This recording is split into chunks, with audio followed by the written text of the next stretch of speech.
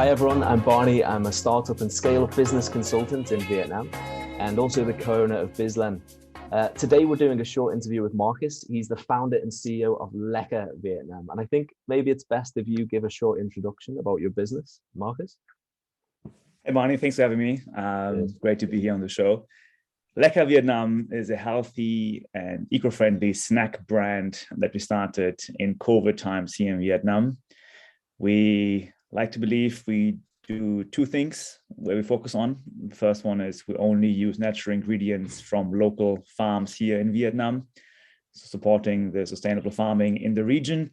And secondly, we use bio-based home compostable packaging, making us also one of the few players that is trying to address the plastic issue and hence becoming a more and more eco-friendly brand that is already carbon negative and supports the well-being of the people in the region.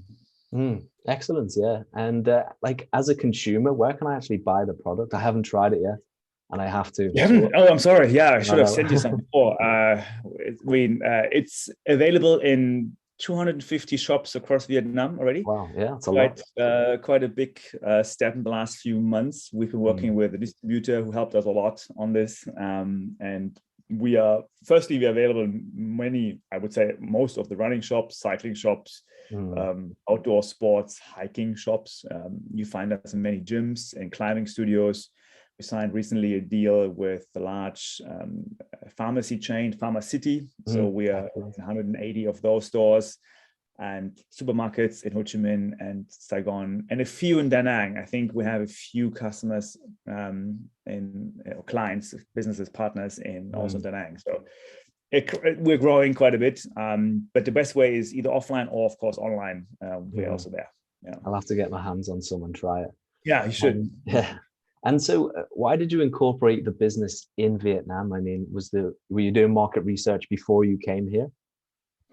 I lived in Singapore for 5 to 6 years, let's say. And I was part of an investment group. So we invested in the region, in Indonesia, in Vietnam, Malaysia. And I saw the region growing from the Singapore perspective. And I was personally then quite invested already in Vietnam. My partner is Vietnamese, so we decided from Singapore to move to Vietnam, and we did that step. I didn't really intend to start such a business, to be very honest. I just came here before COVID to train. I love trail running, and Vietnam has some amazing places for outdoor sports. So just got into this trail running world in Vietnam. Then COVID happens, and hence now I'm having the energy bar healthy snack company with a few other people. You used your time wisely. Yeah, lockdown. For sure. I mean, I did got to say that the region is interesting, and from Singapore again, you can see the growth. And I did want to go into a more operational role again. Being an investor, you have a certain perspective, and I wanted to understand the region more through operational perspective. And nothing better to learn than doing it yourself, rolling up your sleeves, getting your hands dirty, and going for it. So Vietnam was a very obvious choice. I think that's a great country with great people, a great environment for business and foreigners. And so, yeah, almost a no-brainer for me to go here. I also love the other countries in the region, of course. Malaysia, Philippines, Indonesia have all their great advantages and their own unique points. But for me, again, personally and professionally, Vietnam was a great choice so far. Completely agree, yeah. And so how about the future? What's the future goals and plans for your business, for Lekker? Yeah, we're a bit of a big mission. And the mission is to really become the healthy snack brand for Southeast Asia. We would like to show the region and also the world what kind of ingredients and nutrition is available here. We all know the superfoods from South America or from India and so on. I think it's time to also showcase what's available here in Vietnam, Thailand, Indonesia, and make the world aware what kind of healthy snacking is able to come out from this region. Really want to help the Vietnamese to use their raw ingredients to upgrade them to some premium products. And that's what we're doing. Vietnam is famous for export of the raw ingredients, cacao, rice, you name it. So we want to really produce something here, high quality, and show what's possible. And of course, secondly, it's to also inspire other entrepreneurs to follow this eco-friendly path that it's possible to grow a company while staying eco-friendly. Doesn't always come together. And for us also a challenge every other week to keep on track and saying we want to grow, but stay true to our values to take care of the planet and the people. And that's the packaging, that's a carbon footprint, there's many other little things here and there, and to make sure that those come with a balance when growing. And I hope that other entrepreneurs see that potential and follow that road as well. And that'd be great for me to see. Inspiring for sure, yeah. And I also saw something about NFTs and some charity work on your Facebook. Yeah, thank you for asking that. I really appreciate it. We are supporting 2 charities already. So as part of our constitution and our B Corporation certificate, we have committed to donate 2% of our annual sales to charity in Vietnam. That's in our business model. That is in there, not just some kind of nice corporate sustainability work. It is actually in our P&L. Nice. So 2% go to charity already. And so we support, for example, the Viet Seeds Foundation doing great work with giving scholarships to children from deprived backgrounds, working with the Blue Dragon Children's Foundation, who are doing great jobs with street kids and trafficking in northern Vietnam. So that's already ongoing. To push a bit further, we also launched a NFT campaign recently to experiment a bit further. How can we raise awareness for LECA and our foundations we're working with? So we're issuing NFTs of our products. So it's like a little video, little avatar of our 4 original flavors. And those can be basically claimed and all the funds go to our charities partners. And also maybe this is more for the viewers as well. And also for me, I'm wondering if you, since being in Vietnam, and obviously because of your experience background in investments as well, have you seen any lucrative niche markets maybe for foreign startups? And this is for smaller businesses, so SMEs or even micro businesses. Have you seen any niche markets that has potential? Yeah, of course I'm biased what I'm doing, so I would always say first it's well-being, it's sports, it's any of that. But putting that aside, I believe looking at the trends in Vietnam, it's a rather young country. Average age is 32, 33 years old, I believe. So rather young compared to other countries, not as young as African countries, but still young enough. The middle class is growing quite fast, coming back on track after COVID. And so people like to consume, people like to travel, people like to just experience new things and also quality and premium things. So just really taking that as a market segment, you can really pick almost any industry, whether it's pet care, it's baby care, it's tourism, travel, it is education. I mean, the name it. I think amongst all of them, you can probably find 2 or 3 great business models. To understand and innovate in. That's for sure one. Vietnam is a great manufacturing hub, so there's a lot of innovation happening for manufacturing. Green manufacturing is coming more and more. So I know that many of the larger manufacturing companies are investing into renewables and no plastic projects. So startups, SMEs can definitely also work in that industry.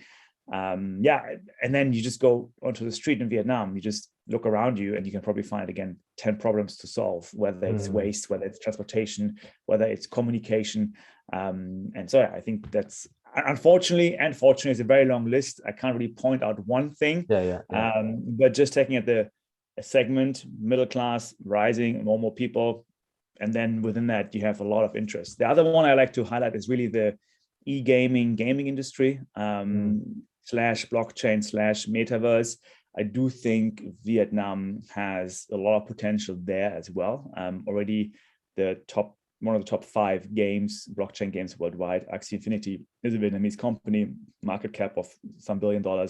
Wow. And I think the young gaming community in Vietnam will be amongst the biggest ones worldwide, where already millions and millions of people in Vietnam are professional gamers, earning real money or crypto money to be real money, and are able to really push innovation in that segment. Not just Vietnam, also, by the way, Philippines, similar, Indonesia, Thailand.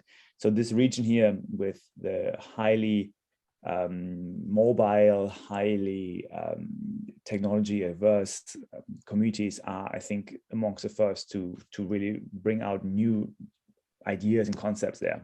So whether it's offline or it's online, I think Vietnam has a lot of different great concepts coming up. Excellent. Yeah, I couldn't agree more. And for example, you're talking about manufacturing. I think it's a high entry investment potentially, but the pros are, for example, labor cost and shipping costs as well. Shipping costs are very competitive in Vietnam. It's one of the, I think one of the most, for our clients opening foreign-owned businesses here, manufacturing and textile and clothing industry, I think the top three most successful businesses. And I've seen. In my case as well, I mean, you're looking at part of my factory right now in my virtual background picture here. It's actually a factory.